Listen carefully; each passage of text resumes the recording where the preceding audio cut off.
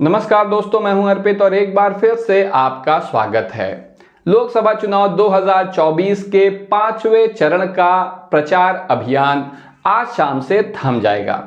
किसने सोचा था कि जिस चुनाव की शुरुआत ही अब की बार 400 पार के हंगामे के साथ हुई है, वो 5वां चरण आते आते न केवल एक कांटे की लड़ाई में बदल जाएगा, बल्कि जिस इंडिया गठबंधन को इस देश की मीडिया ने पूरी तरह से खारिज कर दिया था, जिसे ठगों के गठबंधन का नाम दिया था, ठग बंधन का नाम दिया था, वो न केवल अच्छी चुनौती प्रस्तुत कर रहा है बल्कि भारी पड़ता भी नजर आ रहा है।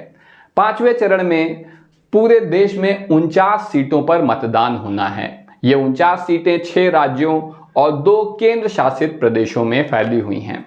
आज हम बात करेंगे उन 49 सीटों पर कौन सी पार्टी जीतने जा रही है जहां पर मतदान होने हैं। तो सबसे पहले हम शुरुआत करेंगे उत्तर प्रदेश से।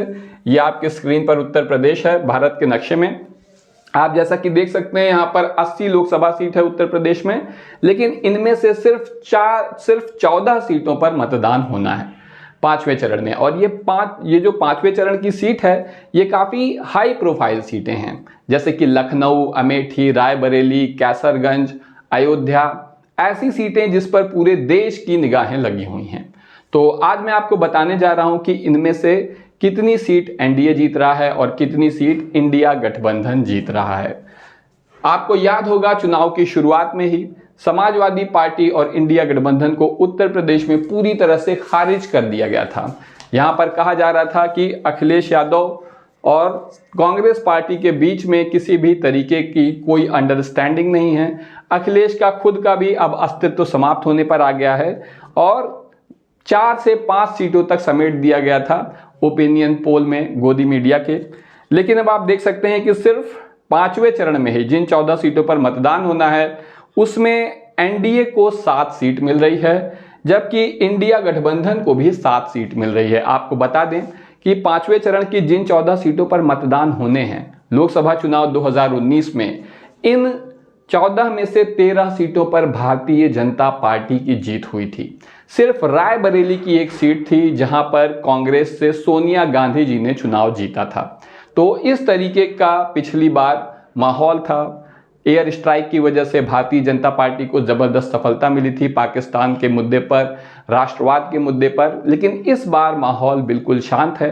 इस बार चुनाव लड़ा जा रहा है बेरोजगारी, महंगाई और भ्रष्टाचार जैसे वास्तविक मुद्दों पर। जातिगत जनगणना भी एक बहुत ही महत्वपूर्ण मुद्दा बनकर उभरा है।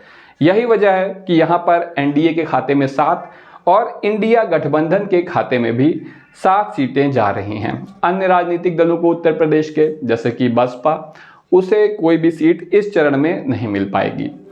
इसके बाद हम बात करेंगे बिहार की। देखिए, बिहार उत्तर प्रदेश से सटा हुआ बिहार है ये। यहाँ पर 40 लोकसभा सीट है, लेकिन 5वें चरण में सिर्फ 5 सीटों पर मतदान होना है। ये सीटें हैं मुजफ्फरपुर, सारण, सीतामढ़ी, हाजीपुर और मधुबनी।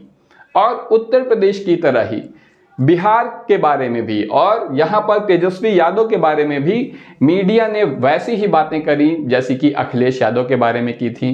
तेजस्वी यादव को भी पूरी तरह से घोषित कर दिया गया कि ये नेता नहीं बन सकते हैं, इनके भीतर राजनीतिक गुण नहीं हैं, ये हाई स्कूल पास नहीं कर पाए हैं, तो पार्टी को क्या संभालेंगे, मुख्यमंत्री क्या बनेंगे। लेकिन जिस तरह से नीतीश कुमार के इंडिया गठबंधन का साथ छोड़कर जाने के बाद, भारतीय जनता पार्टी की गोद में बैठने के बाद, तेजस्वी यादव ने बड़ी ही मैच्योरिटी के साथ, एक कुशल राजनेता के साथ पूरे मामले को संभाला। उन्होंने खुद कभी कुछ भी बुरा नहीं कहा नीतीश कुमार के बारे में, बल्कि जनता में ये संदेश दिया कि नीतीश कुमार बुरे नहीं हैं, भारतीय जनता पार्टी वो मंथरा है जो मजबूर कर रही है नीतीश कुमार को यहाँ पर धोखेबाजी करने के लिए। तो इस तरीके से आप देख सकते हैं कि एक कुशल नेता की तरह यहाँ पर तेजस्वी यादव ने मीडिया में भी ये मैसेज भेजा और नीतीश कुमार तक भी ये मैसेज भेजा कि हमारे दरवाजे आपके लिए खुले हैं, आप जब चाहे आ सकते हैं। और ऐसी खबर आ रही है कि चुनाव के बाद एक बार फिर नीतीश कुमार पलटी मार सकते हैं। तो जो 5 सीटों पर यहाँ पर मतदान होना है बिहार में, उसमें से सिर्फ एक सीट एनडीए के खाते में जा रही है, जबकि इंडिया गठबंधन के खाते में 4 सीट जा रही है। तो आप देख सकते हैं कि बिहार में जहां कहा जा रहा था कि इंडिया गठबंधन सिर्फ 4 से 5 सीटों पर सिमट जाएगा, वहां पर ये भारी पड़ता नजर आ रहा है। इसके बाद हम बात करेंगे झारखंड की। देखिए, झारखंड का मामला बहुत गंभीर है क्योंकि यहाँ के मुख्यमंत्री हेमंत सोरेन इस समय जेल में हैं। जिस तरह से केजरीवाल को चुनाव से ठीक पहले जेल में डाल दिया गया, उसी तरह हेमंत सोरेन को भी भूमि घोटाले का एक आरोप लगाकर जेल में डाल दिया। हालांकि केजरीवाल को तो जमानत मिल गई सुप्रीम कोर्ट की तरफ से कि वो चुनाव प्रचार करें, लेकिन हेमंत सोरेन को न केवल मुख्यमंत्री पद से त्याग देना पड़ा, उन्होंने अपनी जगह चंपई सोरेन नाम के अपने पार्टी के कार्यकर्ता को मुख्यमंत्री बनाया, बल्कि वो जेल में ही हैं। उन्हें चुनाव प्रचार के लिए भी कोर्ट से कोई छूट नहीं मिली है। मेरे ख्याल से ये कोई बहुत ठीक बात नहीं है, ये लोकतंत्र के लिए अच्छा नहीं है। और ख़ास तौर से जब केजरीवाल जी को मिल सकती है जमानत, तो इनको भी मिल सकती है। ये भी मुख्यमंत्री हैं, कोई देश छोड़ के तो भाग नहीं जाएंगे, देश में ही रहेंगे। बहुत करना है तो आप इनका पासपोर्ट जमा करा लीजिए, जिससे कि ये कहीं भाग ना पाएं और चुनाव को प्रभावित कर सकें, प्रचार कर सकें और अपने केस को प्रभावित ना करें। तो यहाँ पर झारखंड में जिन 3 सीटों पर मतदान होना है वो है चतरा, कोडरमा और हजारीबाग। यहाँ पर एनडीए 2 सीट जीत रहा है और इंडिया गठबंधन के खाते में 1 सीट जा रही है। इसके बाद हम बात करेंगे उड़ीसा की। उड़ीसा में 5 सीटों पर मतदान होना है। ये सीटें हैं बारगढ़, अस्का, कंधमाल, बोलनगिरी और सुंदरगढ़। उड़ीसा में जो सबसे बड़ी राजनीतिक ताकत है, आप देखिए यहाँ पर बिहार था, ये झारखंड है और इससे आप और नीचे आएंगे तो ये है उड़ीसा। उड़ीसा में कुल 21 लोकसभा सीट है, झारखंड में 14 लोकसभा सीट है। तो इन 21 में से जिन 5 सीटों पर मतदान होना है उनके नाम मैंने आपको बताए। उड़ीसा की सबसे बड़ी राजनीतिक पार्टी जो है वो है नवीन पटनायक की बीजू जनता दल। नवीन पटनायक ही यहाँ के मुख्यमंत्री हैं और यहाँ पर वो काफ़ी लोकप्रिय हैं। यहाँ पर 1 सीट, जिन 5 सीटों पर मतदान होना है उड़ीसा में, उसमें से 1 सीट जा रही है एनडीए के खाते में। इंडिया को यहाँ पर कोई भी सीट नहीं मिलेगी और 4 सीट जा रही है बीजू जनता दल के खाते में, यानी अन्य पार्टियों के, क्योंकि बीजू जनता दल ना इंडिया गठबंधन का हिस्सा है ना ही एनडीए का हिस्सा है। ऐसा मेरा आकलन है कि कम से कम 10 से 12 सीट यहाँ पर जो है जीतेंगे नवीन पटनायक, और इसी तरह आंध्र प्रदेश में जगन मोहन रेड्डी भी 10 से ज़्यादा सीटें जीतेंगे। ये दोनों ही ऐसे नेता हैं जो किसी भी गठबंधन का हिस्सा नहीं हैं, और अगर, जैसी कि संभावना मुझे भी कुछ हद तक लग रही है कि अगर पूर्ण बहुमत जो है किसी एक गठबंधन का नहीं आ पाता है तो जगन मोहन रेड्डी और नवीन पटनायक किंग मेकर की भूमिका निभाएंगे। तो यहाँ पर उड़ीसा की बात हो गई। अब हम बात करते हैं महाराष्ट्र की। महाराष्ट्र में भारतीय जनता पार्टी के लिए हालत बहुत ही ज़्यादा गंभीर है। आप देख सकते हैं भारत का ये जो पश्चिमी हिस्सा है, यहाँ पर 48 लोकसभा सीट है महाराष्ट्र की। भारतीय जनता पार्टी और शिवसेना ने मिलकर पिछले लोकसभा चुनाव में 2019 में 40 से अधिक सीटों पर जीत हासिल की थी एनडीए के लिए। लेकिन इस बार शिवसेना इंडिया गठबंधन का हिस्सा है। इसके अलावा एनसीपी और कांग्रेस भी यहाँ पर काफ़ी मजबूत हैं। भारतीय जनता पार्टी यहाँ अकेली पड़ गई है। हालांकि भाजपा ने शिवसेना को और एनसीपी को दोनों को ही तोड़ लिया, इसके बहुत सारे नेता अपने यहाँ मिला लिए और महाराष्ट्र में सरकार भी बना ली।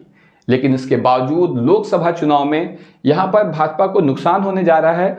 और ये जो मतदान है 5वें चरण में, जिन 13 सीटों पर मतदान होना है, ये महाराष्ट्र के भी पश्चिमी हिस्से, खासतौर से मुंबई के आसपास ये मतदान होना है, और मुंबई शिवसेना का गढ़ है। तो भाजपा ने जितना भी नुकसान शिवसेना को पिछले कुछ सालों में पहुंचाया है, अब उसका हिसाब करने का वक्त उद्धव ठाकरे और उनके समर्थकों के लिए आ गया है। यहाँ पर जो 13 सीटें हैं उसमें से एनडीए के खाते में 4 सीट जा रही है, जबकि इंडिया गठबंधन के खाते में 9 सीट जा रही है। तो आप देख सकते हैं कि शिवसेना से जो लड़ाई शुरू की है भारतीय जनता पार्टी ने, इसका उसे काफ़ी नुकसान उठाना पड़ रहा है। लोकसभा चुनाव में भले ही जोड़ तोड़ की राजनीति करते करते भाजपा ने महाराष्ट्र में सरकार बनाने में सफलता पा ली, लेकिन अब केंद्र में सरकार बनाना मुश्किल नज़र आने लगा है। इसके बाद हम बात करेंगे पश्चिम बंगाल की। पश्चिम बंगाल, अब सीधे पूर्वी भारत में पहुंच जाते हैं। आप देख सकते हैं यहाँ पर 42 लोकसभा सीट है पश्चिम बंगाल में। यहाँ पर पिछले लोकसभा चुनाव में भारतीय जनता पार्टी ने 18 सीट जीती थी। ऐसा कहा जा रहा था मीडिया में कि इस बार भारतीय जनता पार्टी की सीट और बढ़ेगी, वोट परसेंट भी और बढ़ेगा, लेकिन अभी तक जिस तरीके से मतदान हुआ है उससे ये बात स्पष्ट हो गई है कि भाजपा की सीट यहाँ पर बढ़ने वाली नहीं है, बल्कि उसमें कमी आ रही है। 5वें चरण में बंगाल में 7 सीटों पर मतदान हुआ है। इन 7 सीटों में से 2 सीट जा रही है एनडीए के खाते में और 5 सीट जा रही है इंडिया गठबंधन के खाते में। यहाँ पर इंडिया गठबंधन का नेतृत्व कर रही हैं ममता बनर्जी, जो कि तृणमूल कांग्रेस पार्टी है, जिनकी बंगाल की मुख्यमंत्री हैं। हालांकि अभी मीडिया में उनका बयान आया था कि अगर इंडिया गठबंधन की सरकार बनती है तो वो बाहर से समर्थन देंगी, जिसके बाद मीडिया में हंगामा हो गया कि ममता बनर्जी ने इंडिया गठबंधन छोड़ दिया है। इसीलिए कल ही ममता बनर्जी को बयान देना पड़ा कि नहीं, वो इंडिया गठबंधन के साथ हैं, उन्होंने इंडिया गठबंधन को बिल्कुल नहीं छोड़ा है। तो आप देख सकते हैं कि किस तरह से छोटी छोटी चीज़ें, छोटे छोटे बयान उठाकर पूरी तरह से मीडिया सिर्फ इसी एक काम में लगा है कि किसी तरह से इंडिया गठबंधन को कमज़ोर साबित किया जाए। इसके बाद जिन 2 केंद्र शासित प्रदेशों में या यूनियन टेरिटरी में चुनाव होना है वो है कश्मीर और लद्दाख। कश्मीर में आपको बता दें, पहले कश्मीर लद्दाख एक प्रदेश हुआ करता था, अब कश्मीर में 5 सीट है और लद्दाख, जिसे अलग कर दिया गया है, यहाँ पर 1 सीट है। तो यहाँ पर दोनों ही जगह 1-1 सीटों पर मतदान होना है और ये दोनों ही सीटें, यानी लद्दाख की भी सीट और जम्मू कश्मीर की भी सीट, दोनों ही सीट जा रही है इंडिया गठबंधन के खाते में। यहाँ पर भारतीय जनता पार्टी और एनडीए गठबंधन को नुकसान उठाना पड़ेगा। हालांकि लगातार मीडिया में प्रचारित किया जा रहा है कि जम्मू कश्मीर में जब से धारा 370 लगाई गई है बहुत खुशहाली फैली है, चारों ओर बिल्कुल शांति हो गई है, आतंकवाद समाप्त हो गया है, जनता बहुत खुश है, अच्छे दिन आ चुके हैं जम्मू कश्मीर में। बाकी भारत अभी इंतजार कर रहा है अच्छे दिनों का, 10 साल बाद भी। तो अब इस मतदान के द्वारा पता चल जाएगा, इस चुनाव के द्वारा पता चल जाएगा कि जम्मू कश्मीर की जनता इस बारे में क्या सोचती है, कि वो कितनी खुशहाल है। तो इस तरह से अगर हम कुल सीटों के बारे में बात करें तो जिन 49 सीटों पर मतदान हुआ है इसमें से 17 सीट जा रही है एनडीए के खाते में, जबकि 28 सीट जा रही है इंडिया गठबंधन के खाते में और 4 सीट जा रही है अन्य के खाते में, जो कि बीजू जनता दल की सीट है। तो इस बारे में आपका क्या कहना है, आपको क्या लगता है? आप जिस भी प्रदेश के रहने वाले हो वहां जरूर बताएं कि इंडिया गठबंधन जीत रहा है या एनडीए जीत रहा है, कौन सी पार्टी भारी पड़ रही है, किसे कितनी सीट मिल रही है, और आपको क्या लगता है क्या इंडिया गठबंधन या एनडीए पूर्ण बहुमत से सरकार बनाने में सफल होगा या नहीं, ये हमें ज़रूर बताएं। आज के लिए बस इतना ही, धन्यवाद।